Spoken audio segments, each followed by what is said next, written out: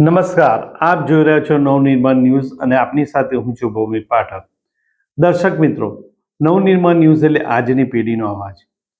તાજેતરમાં ગુજરાતના ગૃહ રાજ્યમંત્રી અને નાયબ મુખ્યમંત્રી હર્ષ સંઘવીએ સ્વિટ્ઝરલેન્ડ ખાતે આયોજિત એક આંતરરાષ્ટ્રીય મંચ પર ગુજરાતનું પ્રતિનિધિત્વ કરી પોતાના ટીકાકારોને જડબાતોડ જવાબ આપ્યો છે.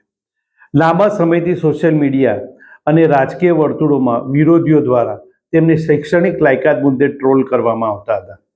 જો કે સ્વિટ્ઝરલેન્ડમાં યોજાયેલ કાર્યક્રમમાં હર્ષ સંઘવીએ જ્યારે સ્ટેજ પરથી અંગ્રેજીમાં પ્રવચન આપવાનું શરૂ કર્યું ત્યારે ત્યાં હાજર લોકો જ નહીં પરંતુ ગુજરાતમાં તેઓના વિરોધીઓ પણ દંગ રહી ગયા હતા.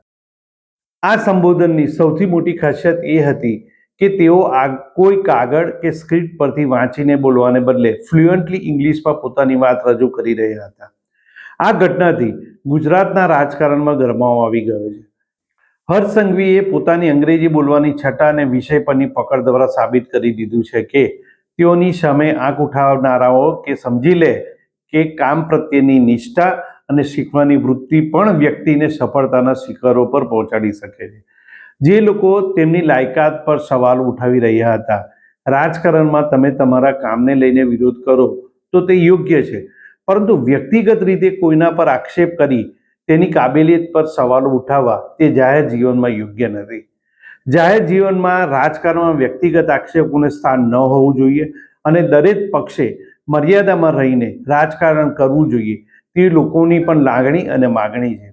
સ્વિટ્ઝરલેન્ડમાં આપેલા આ સંબોધન દરમિયાન તેમણે ગુજરાતના વિકાસ મોડલ અને રાજ્યમાં રોકાણોની તકો વિશે વૈશ્વિક નેતાઓ અને પ્રતિનિધિઓ સાથે ચર્ચા કરી હતી. હર્ષ સંઘવીની આ સિદ્ધિની રાજ્યભરમાં પ્રશંસા થઈ રહી છે. લોકો સોશિયલ મીડિયા પર કહી રહ્યા છે કે જે મંત્રી દિવસ રાત જનતાની સેવામાં કાર્યરત હોય અને પોલીસ તંત્રને સુધારવા માટે મથામણ કરતા હોય તેમની સામે શૈક્ષણિક લાયકાતના ખોટા આરોપો લગાવવા તે અયોગ્ય છે. સ્વિટ્ઝરલેન્ડમાં તેમના અદ્ભુત પરફોર્મન્સથી તેમને માત્ર વિરોધીઓને જ લપડાક નથી આપી પરંતુ વિદેશી ધરતી પર ગુજરાતનું ગૌરવ પણ વધાર્યું છે. તેમની આ સફર એવા યુવાનો માટે પ્રેરણારૂપ છે જેઓ મહેનત અને લગનથી આગળ વધવા માંગે છે. વિરોધીઓ માત્ર વિરોધ કરતા રહી ગયા અને નાયબ મુખ્યમંત્રી લોકોના દિલો પર રાજ કરતા થઈ ગયા તેવું ભાજપના જ વર્તુળોમાં ચર્ચાઈ રહ્યું છે.